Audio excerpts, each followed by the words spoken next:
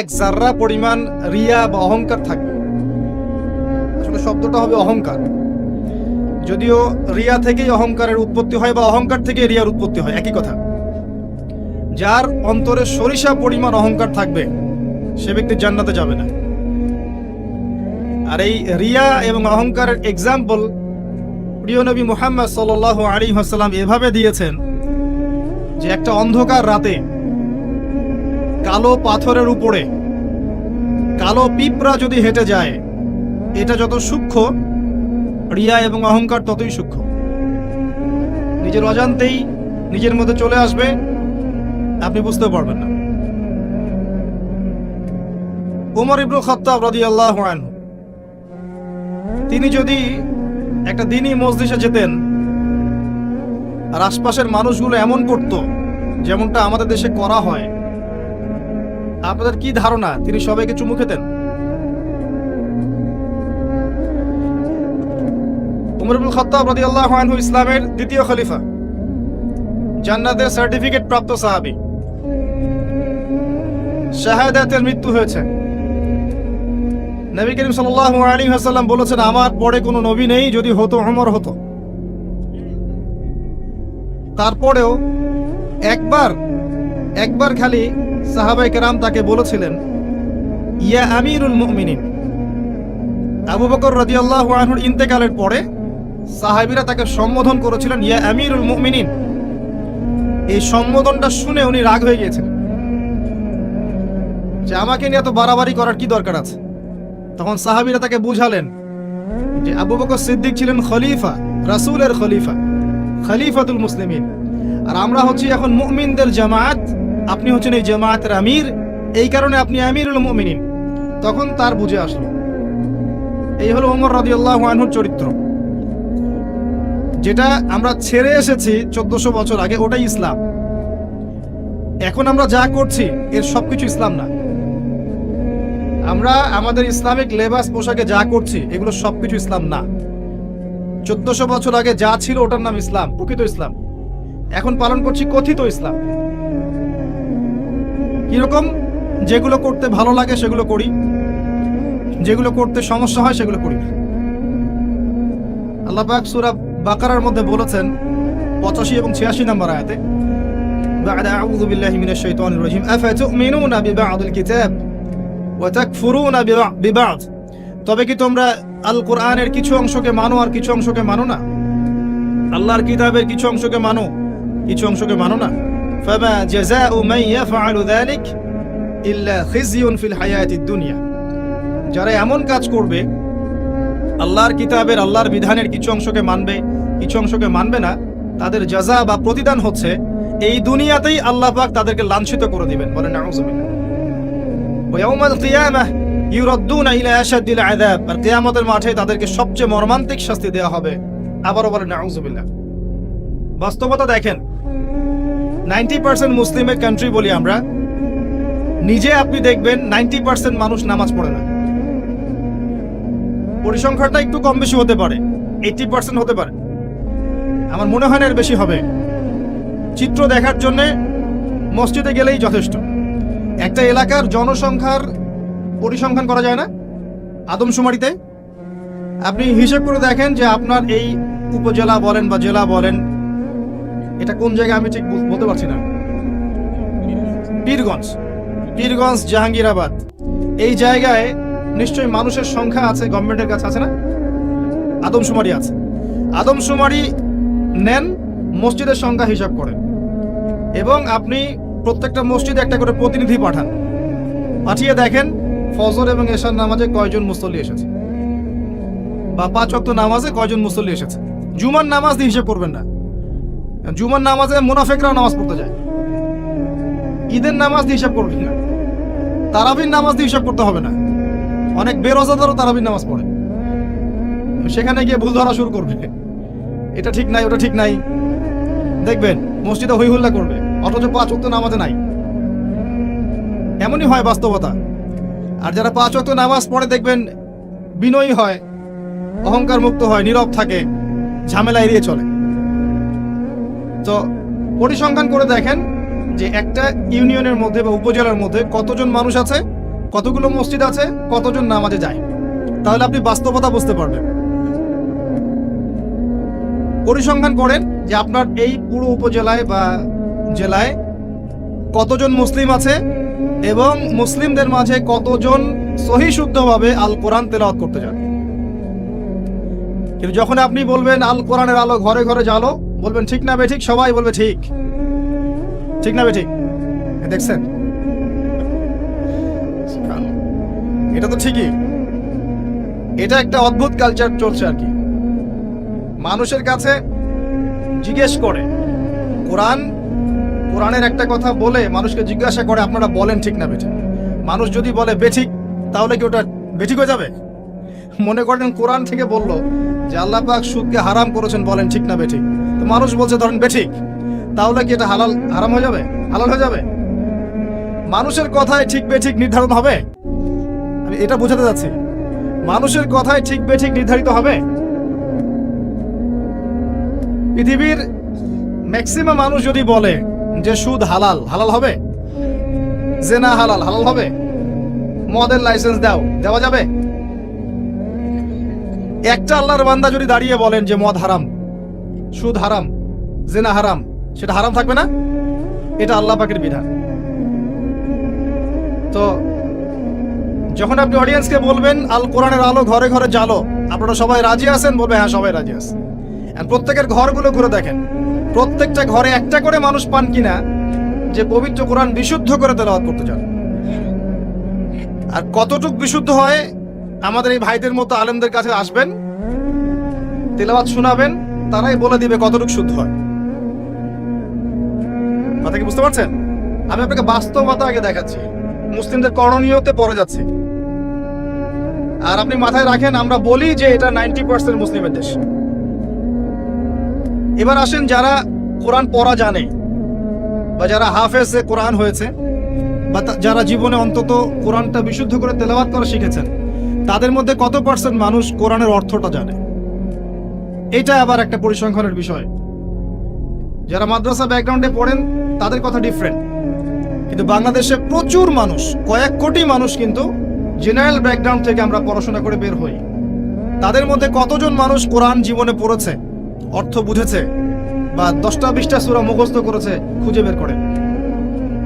20-30 বছর পড়াশোনা করেও দেখবেন ওযুর ফরজ কয়টা জানে না, নামাজের ফরজ কয়টা জানে না, যাকাতের নিসাব বলতে পারবে না।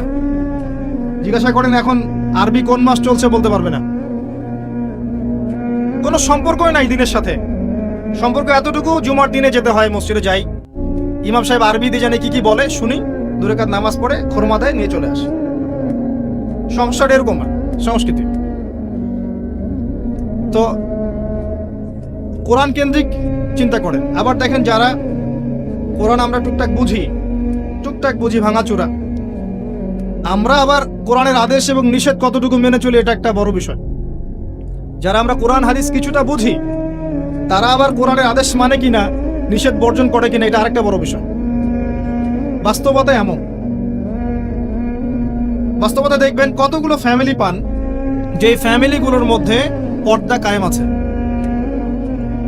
খুঁজে দেখেন, আপনি নিজের পরিবার থেকে শুরু করেন, আমি আমার পরিবার থেকে শুরু করি, আপনি আপনার থেকে শুরু করেন, আপনার আত্মীয়দেরকে দেখেন, বংশকে দেখেন, সমাজকে দেখেন, আপনি খুঁজে পাবেন কতগুলো পরিবার পাবেন যেখানে পর্দার বিধান কায়েম আছে। পরিবারের মেয়ে পর্দা করে, মা পর্দা করে, বোন পর্দা করে, অল্প সংখ্যক, ইল্লা মাশাআল্লাহ। হ্যাঁ, এমনও পরিবার আছে যে পরিবারের সদস্যরা জীবন চলে গেলেও পর্দা ছাড়বে না, এমনও আছে। এমনও পরিবার আছে পরিবারের প্রত্যেক সদস্য আলেম। এমনও পরিবার আছে যে নামাজ না পড়লে পরিবারে ভাত দেওয়া হয় না, এমনও আছে। এগুলোর সংখ্যা কত? নিতান্তই কম, নিতান্তই কম। বাস্তবতায় আসেন আপনি, বাস্তবতায় এমন, এগুলোর সয়লাভ চলছে। আবার একটা বড় ইস্যু বলি, মুসলিমদের কথা বলছি। আপনি প্রত্যেকটা পরিবারের জরিপ চালিয়ে দেখেন কতগুলো পরিবারে হালাল রিজিক ঢুকছে। হালাল রিজিক, মাথার ঘাম পায়ে ফেলা হালাল রিজিক পরিবারে ঢুকছে, হালাল খেয়ে পরিবার পরিজন জীবনযাপন করছে। কতটা পরিবার? ম্যাক্সিমাম পরিবার সুদখোর, ম্যাক্সিমাম। যে আমি নিজেকে সুদ থেকে মুক্ত মনে করছি,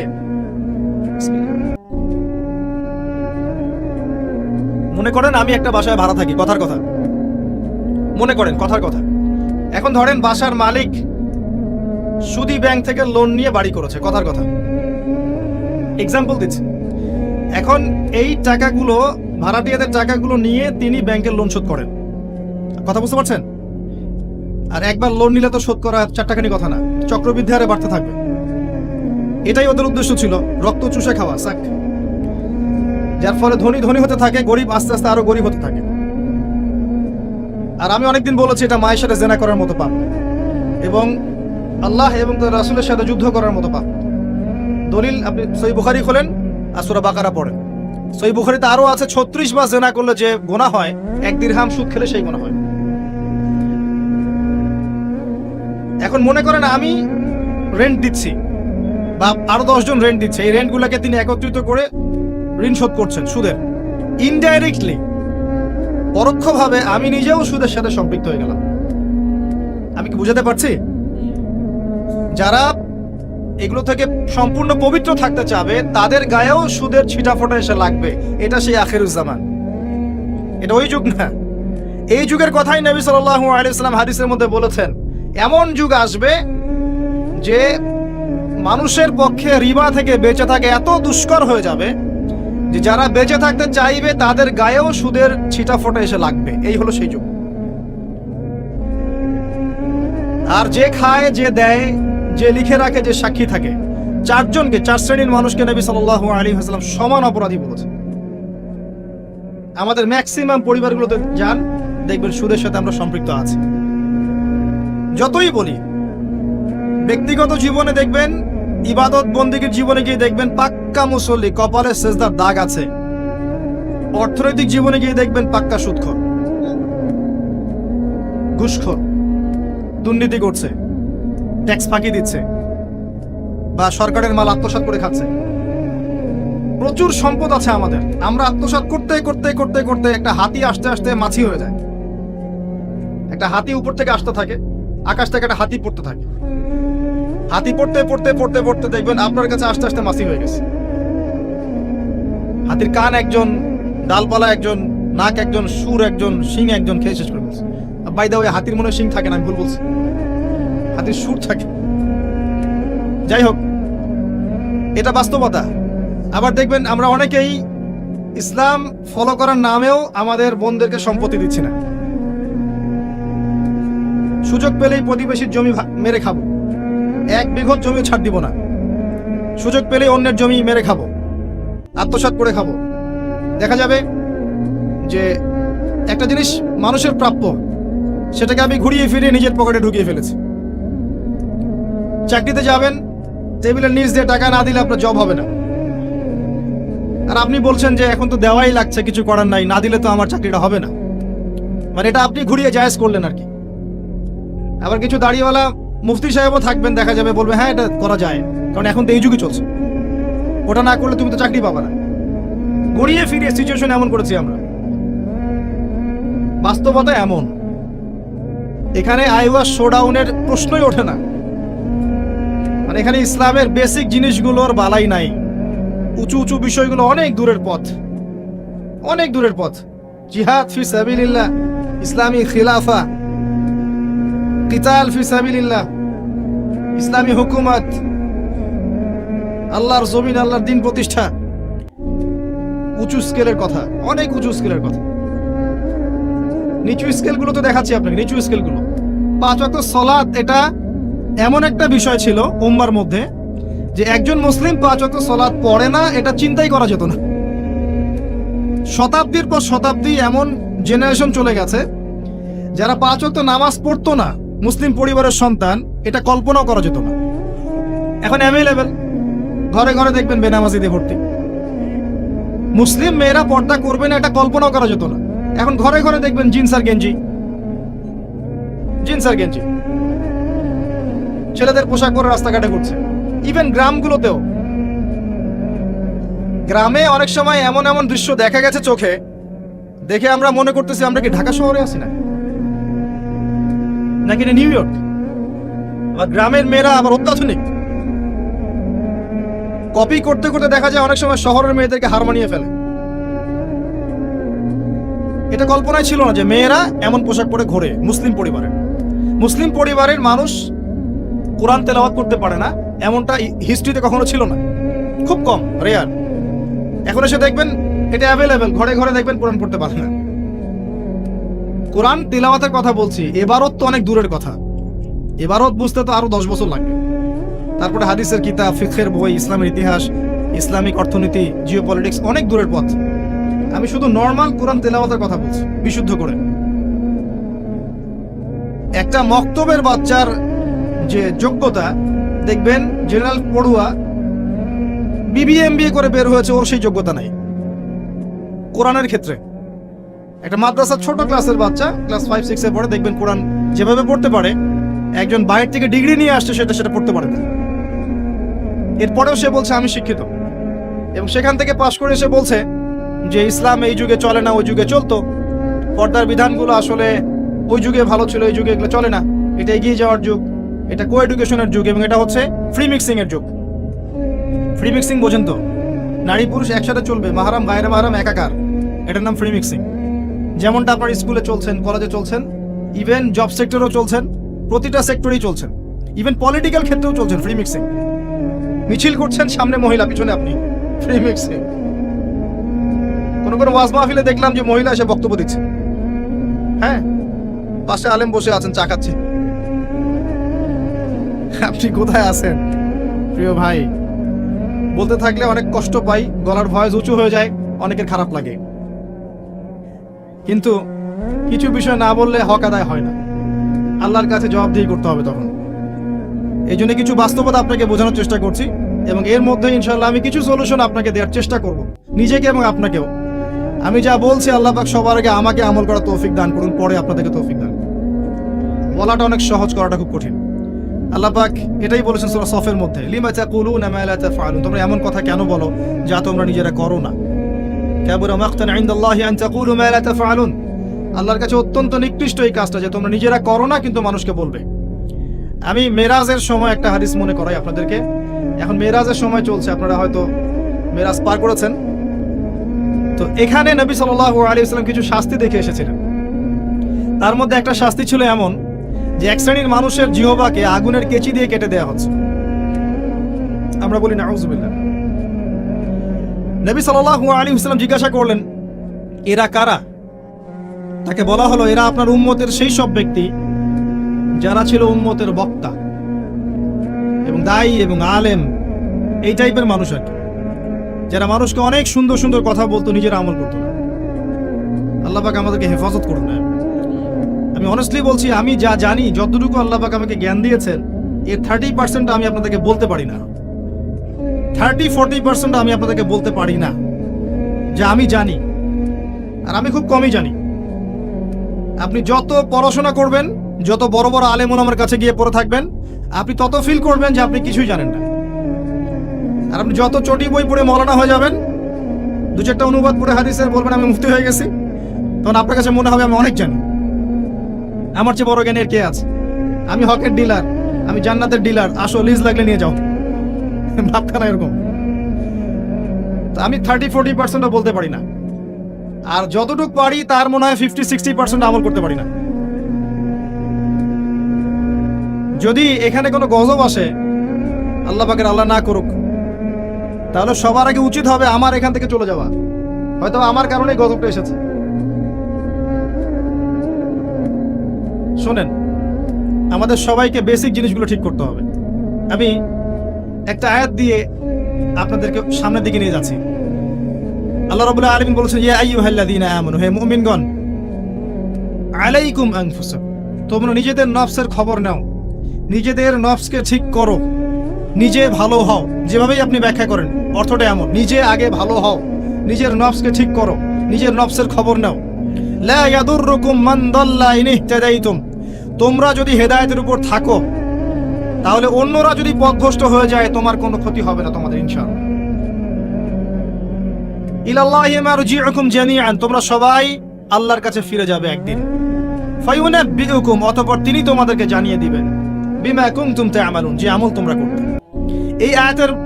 এই আয়াত দিয়ে মুফতি তাকি উসমানী, আল্লামা তাকি উসমানী দামাত বারাকাতুহু, তার একটা কিতাব আছে তাসাউফ ও আত্মশুদ্ধি, এই পুরো বইটা তিনি একটা আয়াত দিয়ে লিখেছেন এবং তিনি বোঝাতে যাচ্ছেন যে এই আয়াতের মধ্যে সমস্যা এবং সমাধান দুটোই আছে।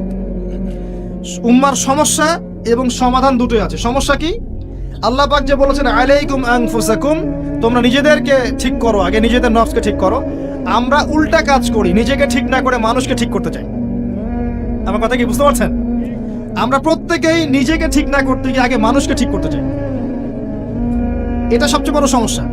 এতে করে যা হয় যে আমার সমাজ সংস্কারমূলক কাজে আসলে কোনো প্রতিফলন ঘটে না, কারণ আমি তো নিজেকেই ঠিক করতে পারিনি। এবং সলিউশনটাও এখানে হচ্ছে এই যে আগে নিজের জান বাঁচাতে হবে। কু আনফুসাকুম, নিজে আগে জাহান্নামের আগুন থেকে বাঁচো, ওয়া আহলিকুম নারা, তারপর পরিবারবর্গকে বাঁচাও।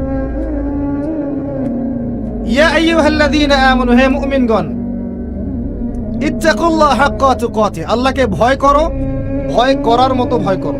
ওয়ালা তামুতুন্না ইল্লা ওয়া আনতুম মুসলিমুন, পরিপূর্ণ মুসলিম না হয়ে তোমরা মৃত্যুবরণ করো না। নিজেকে আগে মুসলিম হতে হবে, নিজেকে আগে মুমিন হতে হবে, নিজেকে আগে নিজের নফসকে ঠিক করতে হবে, তারপর অন্যকে কথা। এরপর পরিবার। নিজেকে ঠিক করার জন্য কি কি দরকার? আসেন বাস্তবতায় আসেন। নিজেকে ঠিক করার জন্য প্রথমে দরকার জ্ঞান অর্জন। কি দরকার ভাই? জ্ঞান অর্জনের জন্য কিছু সাবজেক্ট আছে, কিছু কনস্ট্রাকটিভ কথা শোনেন। সাবজেক্ট আছে, আপনাকে আগে আল কোরআন পড়তে হবে 1 নাম্বার, 2 নাম্বার আপনাকে হাদিস পড়তে হবে, 3 নাম্বার আপনাকে ফিকহ পড়তে হবে, 4 নাম্বার আপনাকে ইসলামের হিস্ট্রি পড়তে হবে, ইতিহাস, 5 নাম্বার ইসলামের অর্থনীতি পড়তে হবে, 6 নাম্বার ইসলামিক ফিলোসফি পড়বেন, কেরামদের জীবনী পড়বেন, 8 নাম্বার আরবি ভাষা এবং সাহিত্য শিখবেন। এরকম কিছু সাবজেক্ট। জিওপলিটিক্স পড়বেন। এর পাশাপাশি জেনারেল লাইনে যা যা পড়ছেন এগুলো পড়েন, কোনো সমস্যা নেই। কিছু সাবজেক্ট আছে, জ্ঞান অর্জন করেন। আর এই জ্ঞান আল্লাহর পক্ষ থেকে আসবে। বই পড়লেই যে সবাই জ্ঞানী হয়ে যাবে এমনটা নয়, এটা ভুল ধারণা যে বই পড়লেই একটা বই শেষ করলাম আরেকটা ধরলাম, আরেকটা শেষ করলাম আরেকটা ধরলাম, এতে আমি জ্ঞানী হয়ে যাব। এটা একটা ভুল কনসেপ্ট। সবসময় মনে রাখবেন ভাই, জ্ঞান আল্লাহর পক্ষ থেকে আসে। জ্ঞান আপনি হাজারো চেষ্টা করলেও ওই বিষয়ের বুঝ আপনার ভিতরে নাও আসতে পারে। আল্লাহ বলেছেন ওয়াকুলিল হাক্কু মির রাব্বিকুম, হক সেটাই যেটা তোমার রবের পক্ষ থেকে নাজিল হয়। জ্ঞান সেটাই যা তোমার রবের পক্ষ থেকে নাজিল হয়। ফামান শাআ ফালইউমিন, যার ইচ্ছা হয় সে ঈমান নিয়ে আসুক। ওয়ামান শাআ ফালইয়াকফুর, যার ইচ্ছা হয় সে অস্বীকার করুক। ইন্না আ'তাদনা লিয-যালিমিনা নারান, আমি জালেমদের জন্য আগুন প্রস্তুত করে রেখেছি। জ্ঞান আল্লাহর পক্ষ থেকে আসে, তবে একটা সিস্টেম আছে। এই সাবজেক্টগুলো পড়তে হবে, পড়ে ওলামায়ে কেরামের কাছে গিয়ে বুঝতে হবে। একা একা বোঝা যাবে না। একা একা বুঝতে গেলে আপনি বিভ্রান্ত হয়ে যেতে পারেন। এখানেই সোহবতের প্রশ্নটা আসবে যে আপনাকে হকপন্থী আলেম ওলামার সাথে থাকতে হবে। আপনি থাকলে তাদেরকে দেখেও দিনটা শিখবেন।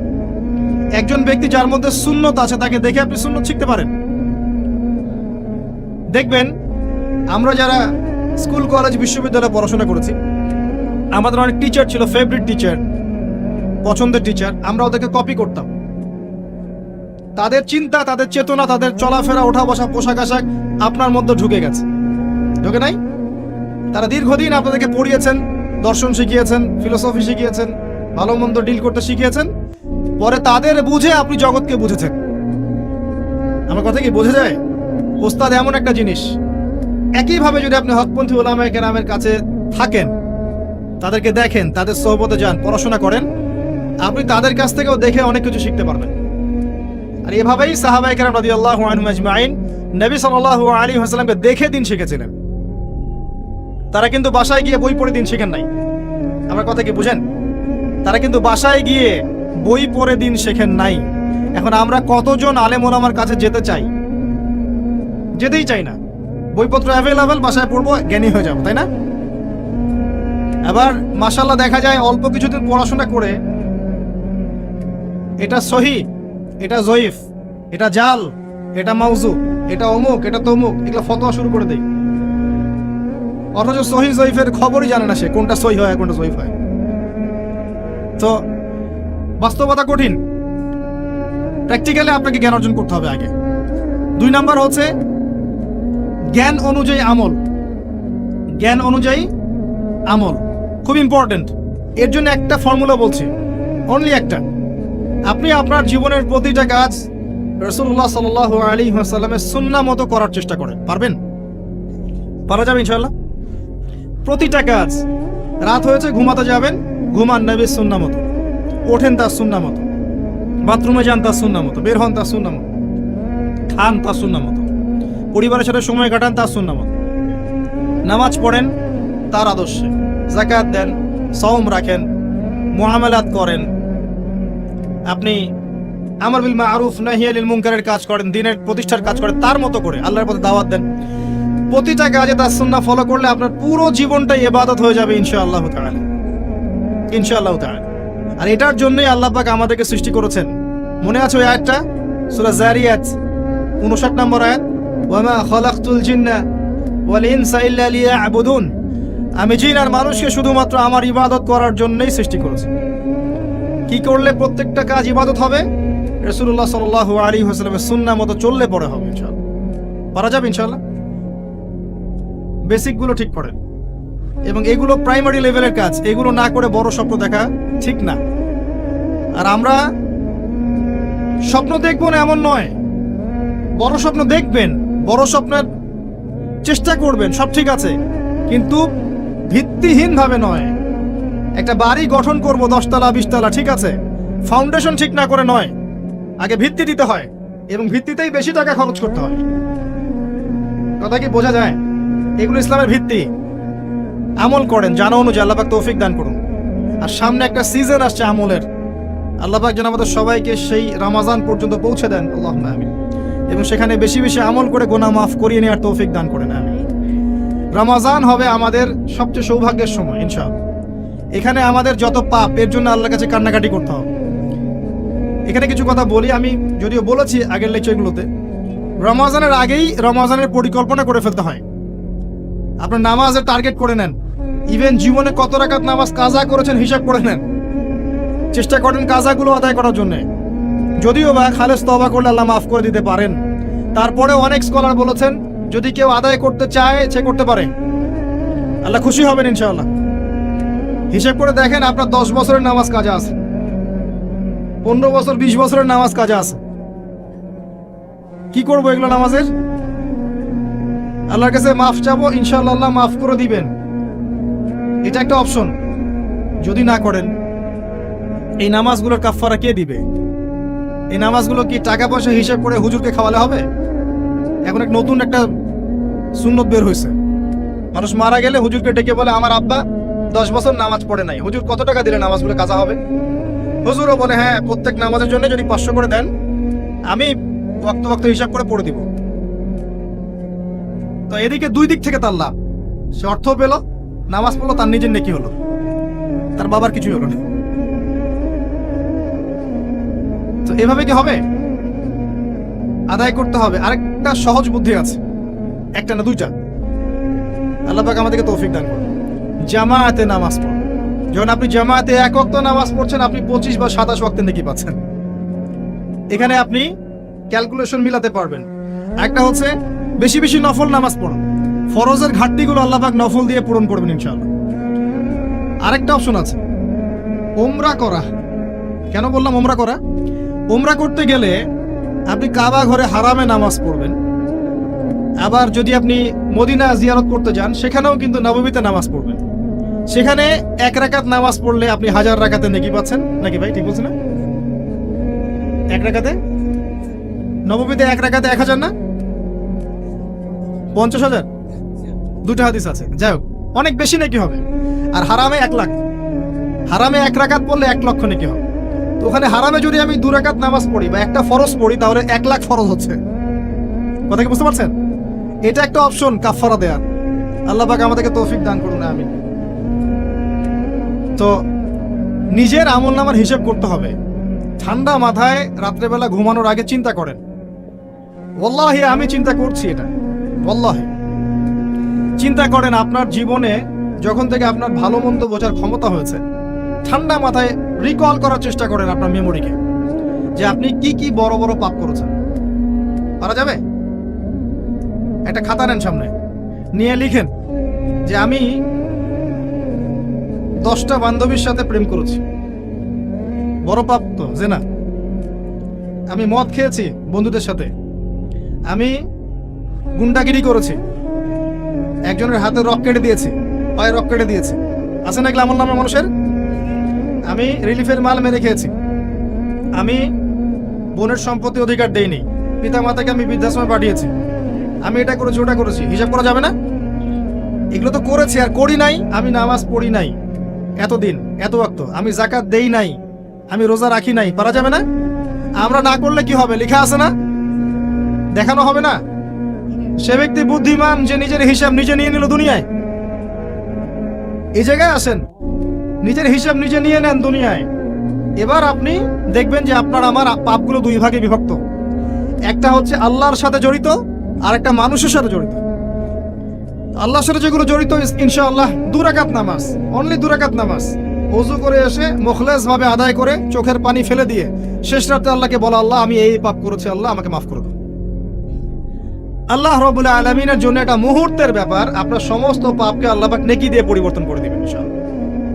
সূরা ফুরকানের শেষের দিকে আছে, ইল্লা মান তাবা ওয়া আমানা ওয়া আমিলা আমালান সালিহান ফাউলাইকা ইউবাদদিলুল্লাহু সাইয়্যাতিহিম হাসানাত। যারা তওবা করবে, ঈমান নিয়ে আসবে এবং আমলে সালেহ করবে, আমি আল্লাহ তাদের সমস্ত গুনাহগুলোকে নেকি দিয়ে পরিবর্তন করে দিব ইনশাআল্লাহ।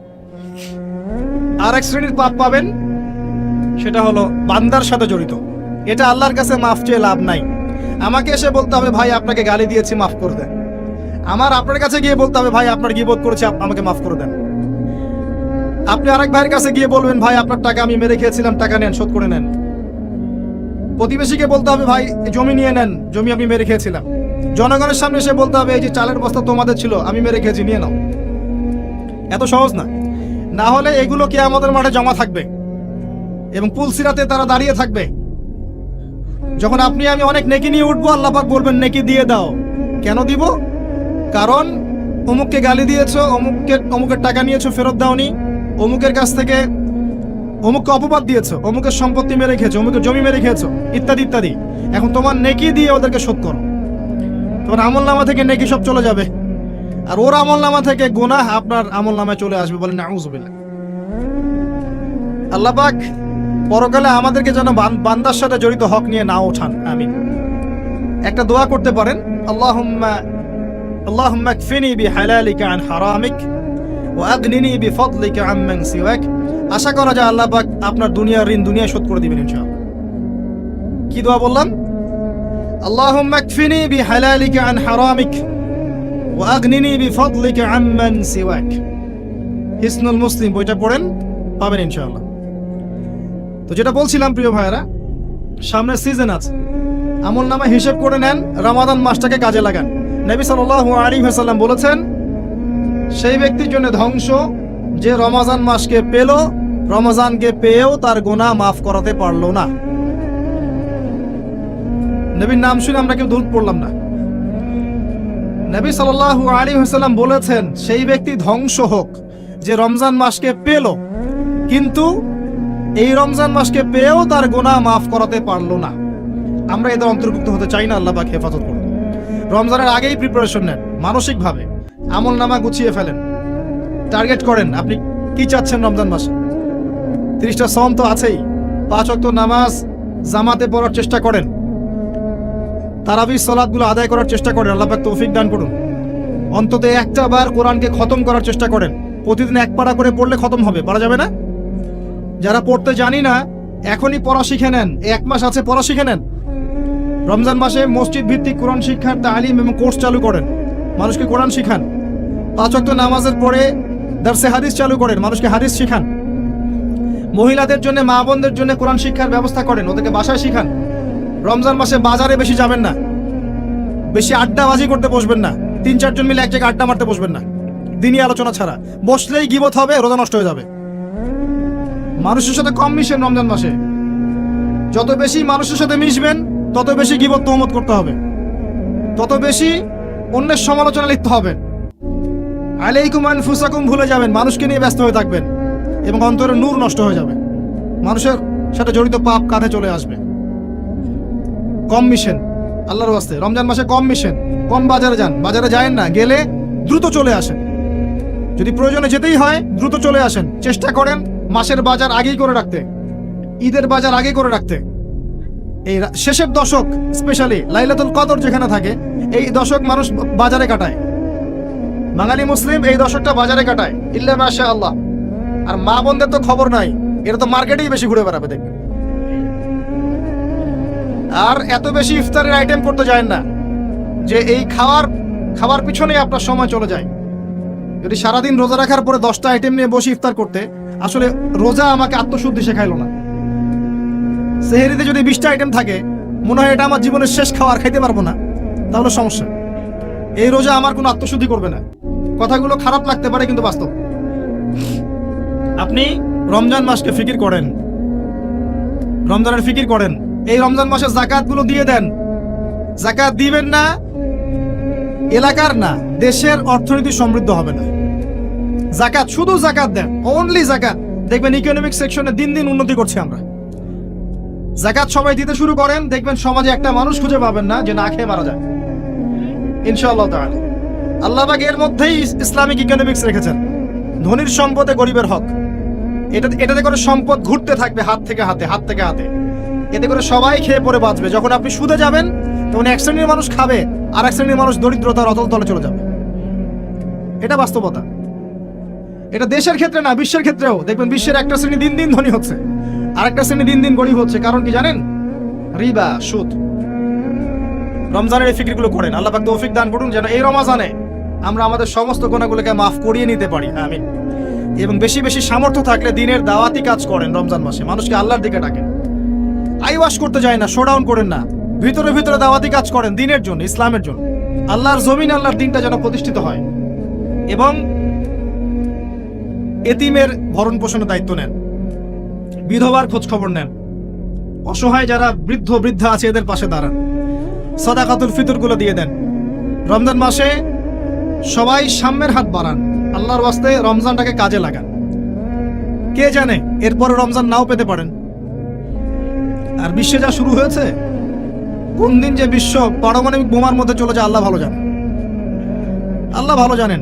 এটা সম্ভাবনা নাই এমন নয়, সমূহ সম্ভাবনা আছে, সমূহ সম্ভাবনা। দেখতে থাকেন কি হতে থাকে ফিউচার। এবার আসেন, আমি যে কথাগুলো বলছিলাম, জ্ঞান অর্জনের পরে আমল, এরপরে হচ্ছে আপনার আত্মশুদ্ধি। আত্মশুদ্ধির কয়েকটা মাধ্যম আমি বলে দেই। বেশি বেশি কোরআন তেলাওয়াত, বেশি বেশি আল্লাহর জিকির, বেশি বেশি মৌতের স্মরণ, বেশি বেশি পরকালের ফিকির। পারা যাবে ইনশাআল্লাহ। এবং কম কম কথা বলা, কম কম খাওয়া, কম কম ঘুমানো, কম কম মানুষের সাথে মেশা। পারা যাবে? এগুলো আত্মশুদ্ধির জন্য দরকার আছে। এবং আত্মশুদ্ধিওয়ালা মানুষদের সোহবতে গিয়ে থাকা পারা যায়? আল্লাহ পাক তৌফিক দান করুন। এরপরে আসবেন বেসিক কাজে। আপনার ইকোনমি হালাল কিনা দেখেন। হারাম রিজিককে ঘরে ঢুকতে দিয়েন না, সুদকে ঢুকতে দিয়েন না। আল্লাহর ওয়াস্তে হাত জোর করে অনুরোধ করছি, সুদকে ঢুকতে দিয়েন না, ছেড়ে দেন। আল্লাহ আপনার রিজিকের দায়িত্ব নেবেন। ওয়ারযুকুহু মিন হাইসু লা ইয়াহতাসিব, এমন উৎস থেকে আল্লাহ আপনাকে রিজিক দিবেন আপনি কল্পনা করতে পারবেন না। আপনি মনে করেন না রিজিকের মালিক আপনি নিজেই, সুদ না খেলে আপনি রিজিক পাবেন না, এমনটা ভাবেন না। এটা ভাবার নাম হলো শিরক। এটা শোনেন, যখন আপনি মনে করছেন যে এটা ছাড়তে আমি পারবো না, যদি আমি ছেড়ে দেই আমার পরিবার চলবে না, আমি চলতে পারবো না, মানে আপনি মনে করছেন রিজিকের মালিক আপনি নিজেই। এটা শিরক। আল্লাহর উপর তাওয়াক্কুল করে ছেড়ে দিতে পারলে দেখবেন আল্লাহ আপনাকে বেহিসাব রিজিক দেবে ইনশাআল্লাহ। এটা আপনি কল্পনা করতে পারবেন না। মিন হাইসু লা ইয়াহতাসিব, আপনার কল্পনার বাহির থেকে আল্লাহ রিজিক দিবেন ইনশাআল্লাহ। আপনি কল্পনা করতে পারলে আয়াতটা ঠিক হবে না, আপনার কল্পনার বাহির থেকে রিজিক আসবে ইনশাআল্লাহ। এবং এটা হচ্ছে দিন দিন বহু মানুষ সুদ ছেড়ে দিচ্ছে আলহামদুলিল্লাহ, এবং হালাল ব্যবসা করছে, হালাল কিছু করার চেষ্টা করছে। আল্লাহ পাক ওদেরকে না খাইয়ে রাখেন নাই, বরং সুদখোরদের চেয়ে ভালো রেখেছেন আলহামদুলিল্লাহ। চেষ্টা করেন এরপরে বেসিক পরিবারের আদর্শ ঠিক করার জন্য। পরিবারে কালিমা থাকবে, কি থাকবে? লা ইলাহা ইল্লাল্লাহ, তাওহীদ থাকবে। পরিবারে সুন্নত থাকবে, পরিবারে তালিম থাকবে, পরিবারের মধ্যে পর্দা থাকবে। এবং এগুলো বাস্তবায়নের চেষ্টা আমরা করব। যদি এরপরে পরিবারবর্গ না শোনে, আপনি আসহাবুল কাহফ হয়ে যান। কথা বোঝা যায়? যদি বলতে বলতে বুঝাতে বুঝাতে দাওয়াত দিতে দিতে আপনি ক্লান্ত হয়ে যান, কিছুতেই মানুষ আপনার পরিবারবর্গ কথা না শোনে, সেপারেট পরিবার গঠন করেন, আলাদা পরিবার করুন, একা থাকেন, সুসম্পর্ক বজায় রাখেন, যার যার হক তাকে তাকে দিয়ে দেন, কিন্তু আপনি আলাদা পরিবার গঠন করেন, নিজে একা থাকেন। আমরা অনেকে মনে করি যে আলাদা হয়ে যাওয়াটা খারাপ। আত্মীয়তার সম্পর্ক বজায় রেখে আলাদা ইসলামিক পরিবার গড়া সুন্নত। কথা কি বোঝাতে পারছি না? আত্মীয়তার সম্পর্ক বজায় থাকবে, যার যার হক তাকে তাকে আপনি দিবেন, দিয়ে আপনি স্বতন্ত্র আদর্শ ইসলামিক পরিবার গড়বেন, এটা সুন্নত। কারণ একটা বড় পরিবার যেখানে আপনি দিন পালন করতে পারছেন না, পর্দা নাই, হালাল রিজিক নাই, আপনার আত্মনির্ভরশীলতা নাই, আপনার মতামতের কোনো মূল্য নাই, ইসলাম আপনি পালন করতে চান, বাধা দেওয়া হয়, আপনি আলাদা হয়ে যান, আলাদা স্বতন্ত্র পরিবার গঠন করেন দিনের জন্য, এবং আদর্শ স্ত্রীকে বিয়ে করেন, আদর্শ সন্তান মানুষ করেন। দেখবেন আগামীতে ইনশাল্লাহ পরিবারটা ভালো ফলাফল বয়ে আনবে ইনশাল্লাহ। কিছু করার নাই, ইসলামের জন্য আমাকে স্বার্থপর হতে হবে। ইসলামের জন্য স্বার্থপরতার সুযোগ আছে। যখন দাওয়াত দিতে দিতে বোঝাতে বোঝাতে মানুষ একবারে ক্লান্ত হয়ে যায়, তখন নূহ আলাইহিস সালাম পর্যন্ত বলেছেন, রব্বি আন্নী মাগলুবুন ফান্তাসির, আল্লাহ আমি পরাজিত হয়ে গেছি, আমাকে সাহায্য করো। আল্লাহ পাক প্লাবন নামিয়ে দিয়ে সবাইকে ধ্বংস করে দিয়েছে। লূত আলাইহিস সালাম শেষমেশ তার স্ত্রীকে ছেড়ে চলে গেলেন। নূহ আলাইহিস সালাম তার সন্তানকে রেখে চলে গেলেন। মুহাম্মদ সাল্লাল্লাহু আলাইহি ওয়াসাল্লাম তার চাচাদেরকে রেখেই চলে গেলেন মদিনায়, হিজরত করলেন। চাচার ইসলাম কবুল করলো না। আবু লাহাব করেছে? করে নাই। ইভেন আবু তালেব, যিনি দীর্ঘদিন নবী সাল্লাল্লাহু আলাইহি ওয়াসাল্লামকে সাপোর্ট দিয়েছেন, সর্বশেষে গিয়ে কালিমা পড়তে বলেছেন নবী সাল্লাল্লাহু আলাইহি ওয়াসাল্লাম, তিনি কালিমা পড়েন নাই, বলেছেন আমি আব্দুল মুত্তালিবের ধর্মের উপরেই থাকলাম। কি হলো তাহলে? ইচ্ছা করে কাউকে হেদায়েত দেয়া যায়? আল্লাহর পক্ষ থেকে হেদায়েত আসে। আসহাবুল কাহফ সমাজে টিকতে পারলেন না, গুহায় চলে গেলেন। আল্লাহ পাক 309 বছর ঘুম পাড়িয়ে রাখলেন, আবার জীবিত করলেন। তারা কি জান্নাতি নন? ইব্রাহিম আলাইহিস সালাম বাবাকে এত নসিহত করলেন, বাবা বলল বের হ বাসা থেকে, না হলে মাথা ফাটিয়ে দেবো রজম করে একবার। উনি চলে গেলেন, সাথে একজন তার স্ত্রী সারা আলাইহিস সালাম, তাকে নিয়ে চলে গেলেন প্যালেস্টাইন। প্যালেস্টাইনের নাম শুনেছেন? কোথায়? শেষ জামানার সবচেয়ে ইম্পর্টেন্ট জায়গা প্যালেস্টাইন। মনে রাখবেন, শেষ জামানায় যত কিছু ঘটছে এর কেন্দ্র হচ্ছে ফিলিস্তিন এবং জেরুজালেম। ওই জায়গাটার জন্য এত কিছু, বিশ্বে যা কিছু দেখছেন ওই জায়গার জন্য এত কিছু। কিছু মানুষ চায় ওখান থেকে বিশ্ব শাসন করতে, এবং তারা সেটা করবেও, কিন্তু একটা সাময়িক সময়ের জন্য। তারপরে ইনশাআল্লাহ তাআলা মুসলিমরা ওদের গর্দান উড়িয়ে দিবে ইনশাআল্লাহ। এবং ঈসা আলাইহিস সালাম সেখান থেকে ইসলামী খেলাফা আবারও বাস্তবায়ন করবেন ইনশাআল্লাহ তাআলা। আসেন, এই বেসিক কাজগুলো করেন প্রিয় ভাইরা। আর আল্লাহ পাক আমাদেরকে কিছু প্রতিভা দিয়েছেন, কাউকে জান, কাউকে মাল, কাউকে লিখার ক্ষমতা, কাউকে বলার ক্ষমতা। আল্লাহ পাক যাকে যে প্রতিভা দিয়েছেন, এই প্রতিভাটাকে আপনি দিনের কল্যাণে ব্যয় করেন। যদি একটা মসজিদ করতে পারেন করেন, একটা মাদ্রাসা করতে পারেন করেন, একটা শিক্ষা প্রজেক্ট করতে পারেন করেন, একটা ইসলামিক এনজিও করতে চান করেন, এতিমদের দায়িত্ব নেন, কোনো প্রজেক্ট করেন, মানবতার সেবামূলক কোনো কাজ করেন। পলিটিক্সে থেকে ভালো কিছু করতে চান করেন, পলিটিক্সে থেকে যদি ভালো কিছু করতে পারেন সেটাও করেন। মানে আপনি যেখানে আছেন সেখান থেকে দিনের জন্য কিছু করেন, পারবেন না? একজন মানুষ ধরেন একটা এলাকার রাজনৈতিক নেতা, তার পক্ষে কি পসিবল না ইসলামের জন্য কাজ করা, মানুষের ভালো করা? সম্ভব না? পসিবল, এবং অনেক ক্ষেত্রে আমার চেয়ে বেশি পসিবল। একজন আলেম, তার জন্য কি এইসব মঞ্চে বসে দিনের কথা বলা সম্ভব না? মানুষকে দিনের পথে ডাকা সম্ভব না? একজন মসজিদের মুতাওয়াল্লি, তার জন্য কি মসজিদটা আবাদ করা সম্ভব না? একটা মাদ্রাসার প্রতিষ্ঠাতা, তার জন্য কি মাদ্রাসা আবাদ করা সম্ভব না? আমাদের প্রত্যেককে আল্লাহ পাক কিছু না কিছু সুযোগ দিয়েছেন, ওগুলোকে ফাইন্ড আউট করে আল্লাহর ওয়াস্তে যে কয়দিন বেঁচে থাকবো দিনের জন্য কিছু করে কবরে যাই, ইনশাআল্লাহ জান্নাত পাওয়া যাবে। এগুলো বাস্তব কথা, প্র্যাকটিক্যাল কথা। আর একটা কথা মনে রাখবেন, আল্লাহ পাক বলেছেন নাসুল্লাহা ফানাসিয়াহুম, যারা আল্লাহকে ভুলে যাবে আল্লাহ ওদেরকে ভুলে যাবেন। যারা আল্লাহকে ভুলে যায় আল্লাহ তাদেরকে ভুলে যান। ইন্নাল্লাহা লা ইউগাইয়িরু মা বিকওমিন হাত্তা ইউগাইয়িরু মা বিআনফুসিহিম। একটা কওম যতক্ষণ তার অবস্থা পরিবর্তনের চেষ্টা করে না, আল্লাহ পাক ওই কওমের অবস্থা পরিবর্তন করেন না।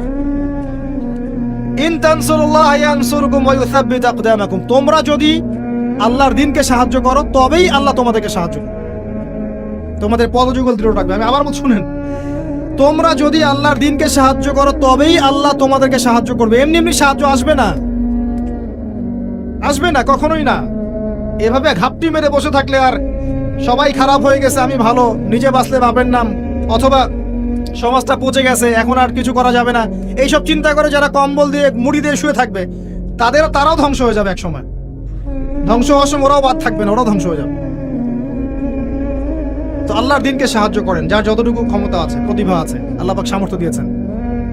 আল্লাহ পাক একটা সুসংবাদ দিয়েছেন, ইয়া আইয়ুহাল্লাযীনা আমানু, হে মুমিনগণ, ওয়ালা তাহিনু ওয়ালা তাহজানু, তোমরা হীনবল হয়ো না, দুশ্চিন্তাগ্রস্ত হয়ো না, ওয়া আনতুম লা আলাউনা, তোমরাই বিজয়ী হবে ইনশাআল্লাহ, ইন কুনতুম মুমিনিন, যদি প্রকৃত অর্থে তোমরা মুমিন হয়ে থাকো, যদি তোমরা প্রকৃত অর্থে মুমিন হয়ে থাকো, তোমরাই বিজয়ী হবে ইনশাআল্লাহ।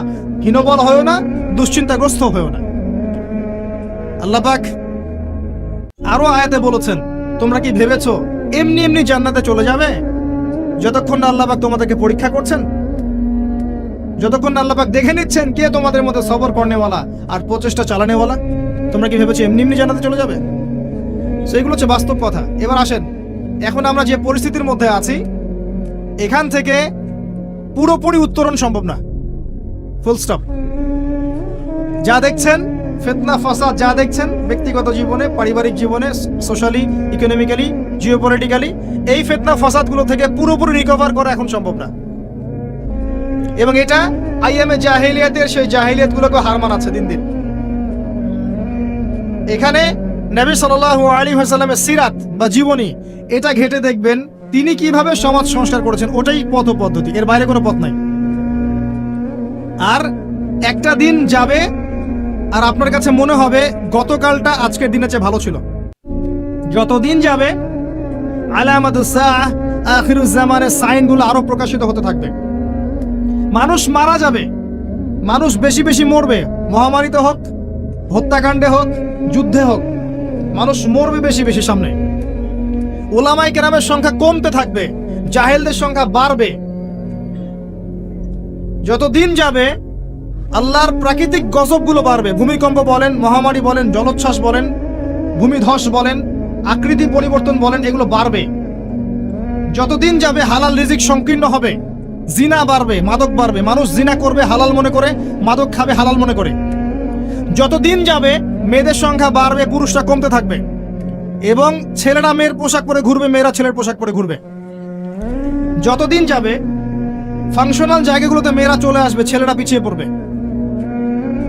যতদিন যাবে যুদ্ধ বিগ্রহ বাড়বে, এবং সামনের যুদ্ধগুলো প্রথম ওয়ার্ল্ড ওয়ার, সেকেন্ড ওয়ার্ল্ড ওয়ারকে হার মানাবে। ওগুলো কিছুই নাই সামনে, ম্যাসাকার হয়ে যাবে পৃথিবী, ম্যাসাকার। একটা কান্ট্রি, অস্ট্রিয়া হাঙ্গেরি, সেখানে রাজপুত্রকে গুলি করা হয়েছে তার স্ত্রী সহ। এই ইস্যুটাকে কেন্দ্র করে সে তার পার্শ্ববর্তী দেশটাকে আক্রমণ করলো 2 সপ্তাহ পরে। এখন পার্শ্ববর্তী দেশের বন্ধু রাষ্ট্র ছিল রাশিয়া, সে বলল যে আমার বন্ধুকে আক্রমণ করা হলে আমি চুপ থাকবো না।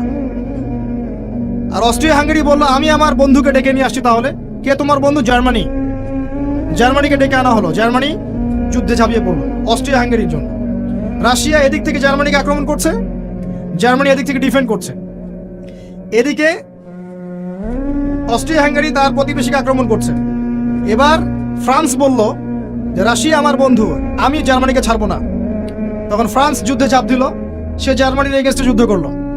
ম্যাসাকার অবস্থা, এমন যুদ্ধ যে একদিনে 17,000 মানুষ মারা গেছে, কয়েক ঘন্টার মধ্যে 17,000 মানুষ শেষ, এমন হয়েছে। এবং পানি পথে, আকাশ পথে, সব পথেই হয়েছে। এবার ব্রিটেন বলছে, যে ফ্রান্স আমার বন্ধু, আমিও চুপ থাকবো না, সেও যুদ্ধে চলে আসলো। কি ইস্যুটা ছিল? ওই যে রাজপুত্রকে গুলি করে হত্যা করেছে 1914 সালের সামার, গ্রীষ্মকালে। এই একটা ইস্যু থেকে আস্তে আস্তে একটা করে দেশ হতে হতে হতে হতে আমেরিকা পর্যন্ত ইনভলভ হয়েছে, এবং 5 থেকে 6 বছরের ব্যবধানে কয়েক কোটি মানুষ মারা গেছে, কয়েক কোটি। এগুলো হিস্ট্রি পড়েন। সামান্য ইস্যু নিয়ে বিশ্বে কি হতে পারে আপনার কল্পনা নাই। সিরিয়ার ইস্যুটা দেখবেন, সামান্য ইস্যু ছিল, আস্তে আস্তে 10টা 12টা 15টা রাষ্ট্র ইনভলভ হয়ে গেল, মানুষ মরে শেষ, রেফিউজি, ম্যাসাকার অবস্থা। বিশ্ব এদিকে যাচ্ছে আস্তে আস্তে, চিরদিন এমন অবস্থা থাকবে না। নিজের আখের গোছান, নিজের আকীদা ঠিক করেন, আমল ঠিক করেন, পরকালের প্রস্তুতি নেন, হিসেব কিতাব চুকিয়ে দেন, হালাল খান, পরিবার গঠন করেন, পর্দা কায়েম করেন, দিনের জন্য কিছু করেন। সময় নাই হাতে আমাদের। আর ব্যক্তিগত কাজগুলো বেশি বেশি করে করেন, ওই দিকে দেখার সময় নাই। ওগুলো দেখে আপনি কিছু করতে পারবেন না, কারণ হাত বন্ধ, কিছু করার নাই। অতএব ওইসব বড় বড় ফিকির করে এখন আপনার লাভ নাই। ওটা যাদের করা তারা করবে, যাদের ওইসব ক্ষমতা আছে ওরা করবে, আমি করতে পারবো না। কিন্তু পরিস্থিতি বুঝতে পারছি যে পরিস্থিতি ভালো না, নিজের পরকালের ফিকির করেন। যতদিন যাবে এগুলো বাড়বে এবং মানুষের মধ্যে নৈতিকতা কমবে, পারস্পরিক হৃদ্যতা ভালোবাসা কমে যাবে। বাপকে হত্যা করবে সন্তান, পিতা মাতার সাথে দাস দাসীর মতো আচরণ করা হবে। দেখবেন কয়দিন পর জেনা এমন ভাবে বাড়ছে যে মানুষ মেয়েদের দিকে আকর্ষণ হারিয়ে ফেলে ছেলেদের সাথে জেনা করা শুরু করবে। নাউজুবিল্লাহ পড়ছেন? এটা বাড়ছে দিন দিন। এটাকে বলে হোমোসেক্সুয়ালিটি বা সমকামিতা, দিন দিন বাড়ছে। এরপরে দেখবেন বাচ্চাদেরকে ধর্ষণ করা হবে, এটাও দিন দিন বাড়ছে এখন। এরপর মানুষ কি করবে জানেন? গবাদি পশুর সাথে জেনা করবে। দেখে নিয়েন, এই কথাও ফলবে ইনশাআল্লাহ। আর ইকোনমিক সেকশনে তো অনেক আগে বলেছিলাম আপনার টাকার মান কমবে, সম্পত্তি লস হবে, দিন দিন দিন দিন এদিকে ওয়ার্ল্ড যাবে। কি করবেন? ওই যে কাজগুলো বলেছি, বেসিক কাজগুলো ঠিক করেন। আল্লাহর ওয়াস্তে প্রথমে তওবা করে আল্লাহর দিকে ফিরে আসেন, আকীদা ঠিক করেন, আমল বেশি বেশি করার চেষ্টা করেন, সুন্নাহ মাফিক জীবনযাপন করেন, আল্লাহর ওয়াস্তে হালাল খান, হারামে যায়েন না, পারিবারিক আদর্শ সুন্দর করার চেষ্টা করেন। যদি কথা না শুনে একক পরিবার গড়ে তোলেন, সন্তান সন্ততিকে মানুষ করেন, আপনার জানমাল যা আছে এটা দিয়ে দিনের কোনো খেদমত করেন, চেষ্টা করেন দিনের কোনো কল্যাণ করার জন্য, যেটাকে নিয়ে আপনি আল্লাহর সামনে দাঁড়াবেন। আল্লাহ, আমি মাজুর ছিলাম, এতটুকু করে তোমার কাছে এসেছি, আমাকে মাফ করে দাও। এর বেশি কিছু আমার বলারও নাই, আসলে আমাদের করারও আছে বলে আমার মনে হয়। আল্লাহ পাক আমাদের সবাইকে কথাগুলো বোঝার তৌফিক দান করুন এবং আমাদের সবাইকে আল্লাহ পাক আকীদা সংস্কার করার তৌফিক দান করুন। বেশি বেশি নেক আমল